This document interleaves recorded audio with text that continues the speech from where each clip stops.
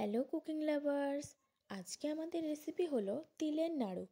এই তিলের নাড়ু বানাতে গেলে প্রথমেই শুকনো কড়াইতে তিলটাকে ড্রাই রোস্ট করে নিতে হবে। এটাকে হালকা হালকা করে নাড়তে থাকবেন, 2-3 মিনিটে এটা রোস্ট হয়ে যাবে। তারপর আমরা একটু জল দিয়ে তাতে গুড়টা দিয়ে দেব। জলটা একটু ফুটিয়ে নেবেন, তারপরে গুড়টা দেবেন। তারপর ভালোভাবে আস্তে আস্তে করে মেশাতে থাকবেন। গ্যাসের ফ্লেমটাকে সবসময় লো করে রাখবেন। ধীরে ধীরে নাড়তে থাকবেন। নাড়তে নাড়তে দেখবেন গুড়টা আস্তে আস্তে ঘন হয়ে আসছে। দেখুন, আমি দেখিয়ে দিচ্ছি কিভাবে বুঝবেন সেটা পারফেক্টলি রেডি হয়ে আছে।